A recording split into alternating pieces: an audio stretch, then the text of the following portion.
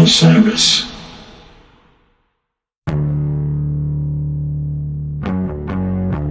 What's going on? It's Karina Rykman, and we're here for episode 3, count 'em, 1, 2, 3, of Inappropriate Happiness. And I am joined, as always, by my man, Isaac Slone. How we doing?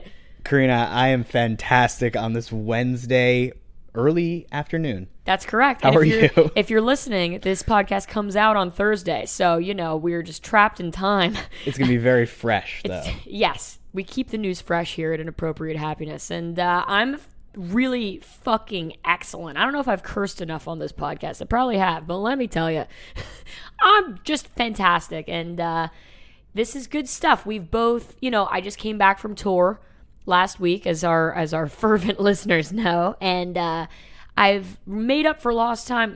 Before I left, I felt like I sort of wasn't seeing a ton of live music because I was, it was a little Omicron-y.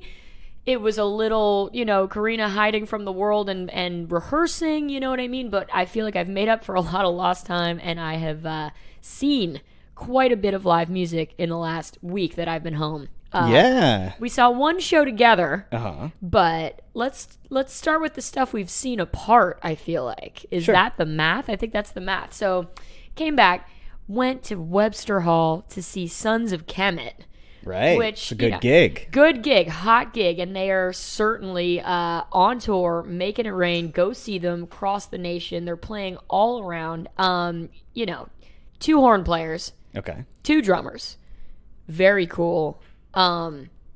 Really an excellent gig. Brits, and they're really cool. I don't know. I recommend that to anybody who is just like, Sons of Kemmitt, what's going on with that? And they're also on the Bonnaroo lineup as well, which we will touch on later in this episode. But I saw that, first things first. Then, that was the one we saw together. We'll get to that in a second. Then the Revivalists played Radio City Music Hall. They had postponed that gig for 2 years since the beginning of the pandemic. That was booked and rescheduled and blah, blah, blah. And it was very cathartic just all around to see those guys finally play that, what I would call a clutch cargo gig. Right. Oh, it's a pretty good gig to get. Radio City Music Hall in New York City. It was really, really rad. And then afterwards they had sort of, something of an after party where they basically, the downstairs in Radio City, for those who don't know, the downstairs is where the bathrooms are, and like the powder room, and there's some bars down there. Very elegant. It's a very elegant downstairs, so they sort of like roped that off, and friends and family and whatnot were all mingling downstairs, and it was a great occasion to just see people that you hadn't seen since Nom and a half, so that was cool. And then, we're staying on the separate shows. I saw one of my favorite new artists. His name is Genesis Owusu, Owusu. He's a young, I would call him a rapper, but he's so much more than a rapper. This guy, he's younger than I am. He's from Australia. He's like 23, 22, Australian / from Ghana, sort of. He's got, one of those insane voices and just deliveries, and he's so eclectic. It's unbelievable. The show kept me gripped from moment one. It was his first show in New York. At the Bowery Ballroom. I didn't know that. Yeah, first show in New York. I had to be there, and I'm really glad I was there. And I don't know, that's yet again musical recommendation from your girl Karina. Check out his record. It's called Smiling with No Teeth. Mm-hmm. This record did it to me from listen number 1. So that was just something I was really looking forward to, and I'm so glad I checked it out. And as a live show? Well, here's the deal with the live show. He made the most of so little. Like, when you see an MC that's just like singing along to tracks, right? Sure, yeah. Which we've seen plenty of in our day, you know, and that's a total thing,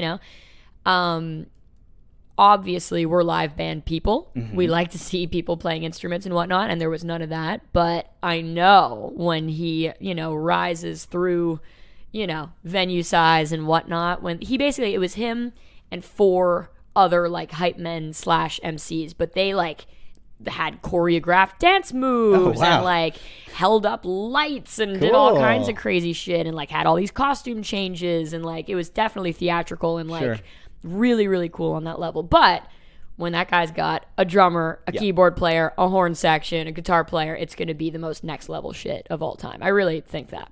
That's awesome. I look forward to seeing it. Very cool to catch it in a club. Yeah, and on its first time through the U.S. Very cool. So, Isaac, before we do the one where we saw music together, you saw a show without me. Yes, Bob Weir. Yeah. And the Wolf Pack.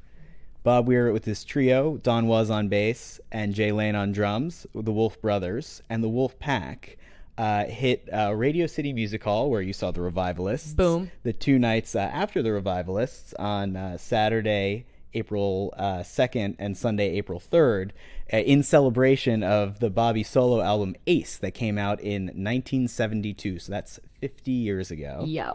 And, that album is basically Bob with the Grateful Dead, billed as Bob Weir. There's no Pigpen on it, but otherwise it's Jerry and Billy and Mickey. And, that year Jerry also put out the Garcia album, and Mickey put out a solo album himself. And so it was a year of side projects after, of course, Europe 72 and all of that as well.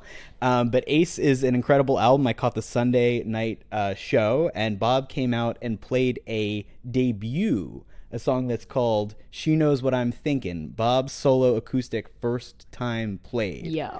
It's pretty cool to come out with a debut while also celebrating music you wrote 50 years ago. That's not every artist can do that, and Bob surely pulled it off. And then he was joined by the Wolf Pack, which includes violin and cello and Barry Sless on pedal steel, as well as some horns. I played Fever, the Eddie Cooley song. As in, when you kiss me, fever when you hold me tight. That's right. Oh, all day. With Bob on a gold top Les Paul. I've never seen him play that. That's like such a crazy image in my brain. I can't even compute it.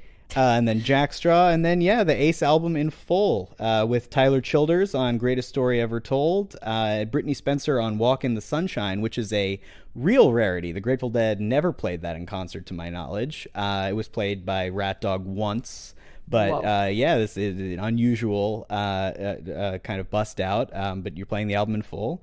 Of course, playing in the band. Looks Like Rain. Brittany Spencer came back, and they really dug into that one. Very emotional performance. Closing it out with Mexicali Blues, One More Saturday Night, which was funny to hear on a Sunday, and Cassidy. So that's a long first set. That's 11 songs in the first set. Wow. And then they came back, Mama Tried, Turn on Your Love Light, and the full Terrapin Station suite, which was really beautiful. The horns really got a chance to shine, and the extra instrumentation really threw it over the edge. Beautiful performance. Samson and Delilah with Brittany Spencer, and then John Mayer of Dead End Company comes out for a ripping Sugar Magnolia, Scarlet Begonias, the other one, Morning Dew, Sunshine Daydream to close out the second set. This was a long show. It started promptly at 8:05 and people left at midnight. That is with a standard 40-minute set break. Wow. And of course, not Fade Away as the encore. And Dead and Company just last week announced they'll be hitting the road this summer, starting June 11th at Dodger Stadium, hitting some of their usual spots, Folsom Field in Boulder, Colorado, Wrigley Field in Chicago, and closing it out with 2 nights at New York City's Citi Field, July 15th and July 16th. Wow. I mean, a lot to digest there. A lot to digest. Did people go crazy when John Mayer came out? Oh, as you can imagine, this is a Sunday night at Radio City Music Hall. The audience is pumped, but, taking it easy. And then they get the extra special guest of John Mayer coming out to soothe their souls with some beautiful electric guitar. Kid can play, man. Kid can play. That's what they say. Bobby's like, oh, kid can play. What's... Johnny, get out here, baby. Well, people are really loving the dynamic between the two of them. I think it's a really beautiful thing. It seems like a nice friendship. I mean, who would not want to be friends with Bob Weir? I'd literally love to be friends with Bob Weir. I'm putting it out right now. Bobby, you listening? You listen to Inappropriate Happiness, episode 3? Bobby, what are you doing? Bobby, it's Karina. No, you hang up first. No, you. Anyway, great talk. Love you, Bobby. Get out of here. No, get over here. Literally, get over here. Hey, big fan. Would love Everybody would love to be friends with Bobby, but I agree, and that's really cool. And I don't know, to have like, you know, young childers and young-ish Mayor, you know, Totally. ripping it up and sort of, and Brittany's, you know, breathing youthful energy into that whole situation, right? Absolutely. I mean, the Looks Like Rain, probably the best version I've heard since 1970. No. Absolutely. That's so great. I mean, I'm All sad I jokes missed aside, out. it was beautiful. That's so sick. Yeah. That's so sick. Well, Bobby, we throw it up for you and your Wolf Bros and all your other bros, Dead and Company bros, the whole nine. Very, very cool. It's nice to, you know, we could go on for days about just how, you know, the everlasting strength of the Dead catalog and, you know, all of the different permutations, but that sounded like a cool one, and I'm glad you caught it.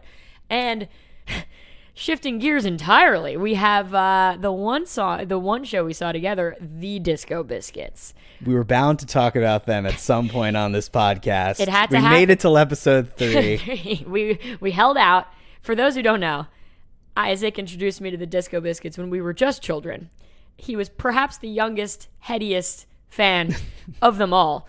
He knew every note, every word, everything. Isaac, you've seen what? Isaac, for the record, is a year younger than I am. Isaac is 27 now, but has been seeing the Disco Biscuits since you were, what, 13, 14? I was taken to see them on my 14th birthday. There you go. And I joined you shortly thereafter. I was perhaps 16, but you knew everything, and I love it. I love going. It's an atmosphere like none other. I love when it gets all, you know, trancy and just absolutely, you know, fucks your face over the head, like with insanity. Totally. That's the best part. It's really, you can't get that anywhere else. But I still don't know anything. You know what I mean? Like, I know a couple tunes, but like, there are so many of them, and they play them backwards, and like, who knows what's going on? It's the best. It's really an amazing thing to behold, and I love going to see the Disco Biscuits with you specifically because you can explain what's happening to me, which is great. So on Thursday, we went to the Capitol Theater and saw a great show of all older material for the most part. Yes, this is March 31st, which was a Thursday, and they played a real TBT, Throwback Thursday kind of set list, opening with Chemical Warfare Brigade, playing Once a Fiddler Paid, House Dog Party Favor. These are all tunes that are, you know, kind of historic in the Disco Biscuits catalog, and, you know, it's unusual that they all show up in the same show together. Sure. Very, very cool. Very, very cool. Very cool. We had a hell of a time. And we did. Absolutely. And you went back. Yes. Well, just to fill the listeners in, on April 1st, they played a fan-written set list, which, you know, included an encore of a new song called Friend Like Steve and Feel Like a Stranger, the Grateful Dead song. This was the FLS encore, both songs with the initials FLS. We love that. But the show also included their song Spaga, A C to B, you know, really keeping with some of the older tunes and letting them sort of develop a real kind of psychedelic 3-night run at one of jam music's best homes, the Cap. But yeah, I returned the next night on Saturday, April 2nd, and they another fan-written set list. They opened with a song called Denmark Massive, which was written by the New Deal's Jamie Shields, and hadn't been played since 2008. It was very odd. Even I, a jaded Disco Biscuits fan, was like, what is going on? Yes. But yeah, it was one of those really sort of patient shows. You know, they really sort of took their time developing each theme that they touched on, and it was a real reminder that patience doesn't mean sort of slow and meandering. Patience, you can be patient in the real sort of peak or throw of a jam, and still sort of keep things rolling in a meaningful way, which I thought was very cool. That's awesome. I enjoyed both shows. Dude, I mean, like you said, the Cap, a fantastic home for this sort of music, and I feel like specifically for them, there's something very, very cool about seeing the Biscuits at the Cap. Like, calling a spade, it just transforms into a spaceship. Yes, and absolutely. Things get crazy. Sick, dude. Yeah. Sick. Is that all the shows we've seen? That is. I can't believe it. Well, I can't wait to tell our fervent listeners about all the shows we see next week, I'm going up to play with Marco Benevento this weekend. The Sinclair in Boston on Thursday, the Higher Ground in Burlington on Friday, and Fairfield Stage 1 in Connecticut on Saturday. So that will be great. And then I'll be back. And then we will just be yucking it up as per usual. Very exciting announcement coming out of your camp last week that I know our fans want to hear about. Oh, dude. You are our fans. I know. You are going to play the Bonnaroo Music and Arts Festival in Manchester, Tennessee. Oh, yeah, baby. It's June 16th through 19th this summer. Insane. Absolutely insane. I never thought I'd see the day, Isaac. And really blown away by that one. And I cannot wait. I'm playing Friday. And that will be a crazy, crazy thing. And, you know, not to get too deep into it now, but people have been writing to me being like, you know, I want to know, like, what? Like, because I posted this whole thing where there are photos of you and I, ages 15 and 14, at this festival. And I said that, you know, you couldn't top those memories and wouldn't want to try, you know, so I didn't go back for, you know, ever. And I said to myself that I would only go back if I was booked on the festival, which I thought was a pipe dream and a half, just because, you know. And now it's happening. So, dude, I mean, literally, I barely knew Isaac. That's not true. We knew each other, but, like, not live in an RV together right at ages 14 and 15, you know, and, like, go to this crazy music festival together vibe quite yet. But you were posting on Facebook or something that you were going to Bonnaroo, and I was like, oh, my God, dude, I'd love to go. And you're like, oh, yeah, you want to come? Like, let's go. And then it all sort of fell into place, which was the craziest thing, kind of chaperoned both by your parents and, you know, Isaac and I went to school with Trey Anastasio's daughters, and the Anastasio family kind of, you know, hooked us up and liaised our whole party, you know, such that we could have really, you know, like an RV that was basically next to backstage. And, like, you know, us as young kids, we got to go in the practice room when Fish was rehearsing with Bruce Springsteen, playing Mustang Sally, playing Glory Days, like some of the craziest shit I've ever seen in my life, you know? And just to think that, like, we started there and I got completely obsessed with the idea that I would be surrounded by music the rest of my life there. Not that I didn't have that concept before, but anyway, it's an emotional thing for me, you know, to go back under these circumstances, you know, and having all those memories and all the memories we've had since then. It kind of started it all for me, you know? Yeah. Likewise. I mean, like, thinking about just being like, oh, yeah, let's go. Thank God it worked out well, because it sort of set the precedent for what else could take off and what else did take off. 100%. And just saying yes and being like, you know, my parents, they knew your parents, but, like, sort of. And, like, we put them in touch. It was a real kind of stretch. And then next thing you know, we're picking you up at the gate. Yeah, I flew down separately from these guys and, like, you know, took a shuttle to get there and, like, just stood outside the gates and, like, you know, had, like, a shitty cell phone at the time. It was 2009 and, like, you know, you guys found me. And there I was in, like, a government mule tie-dye and a tie-dye, like, headband looking ridiculous. And you found me. So, I mean, it's an amazing thing. And I'm just so grateful to be on that. I never thought I'd play a major festival like that. I really had no conception that that would happen to me. I played Outside Lands with Marco, but that's about as close as it got to mainstream. You know what I mean? And this is crazy. I think they're just going to keep coming. Oh, and you're joined on the lineup by Sons of Kemmitt. Yes. Along with many others like Goose, Pigeons Playing Ping Pong, people from our scene like Billy Strings. King Gizzard and the Lizard Wizard. And the Lizard Wizard. And as well as, you know, as you said, major music. It's a major music festival. We got J. Cole, Tool, 21 Savage, Stevie Nicks, Machine Gun Kelly. And Maggie Rose, who is another Osiris Media podcaster. She has a show called Salute the Songbird. And this week we are recommending Allison Russell's episode. I love Allison Russell. She's a Grammy-nominated artist. Love. I think her music is beautiful. Definitely check that one out. Karina? What do you say? This is it, baby. This is it. Dude, unbelievable. Great to shoot the shit with you, as always. We love Maggie Rose. We love Salute the Songbird. Keep your eyes peeled, you know. There might be a songbird by the name of Karina Rykman that shows up on there in these coming weeks. So looking forward to that. And again, Osiris Network, dude. We love these guys. We love Brian Brinkman, our main man. We love RJB, our other main man. And we love Marlo Shankweiler, our producer, making us sound glorious every single time. And we look forward to joining you here on Inappropriate Happiness next week. Signing out, it's Karina and Isaac. Later.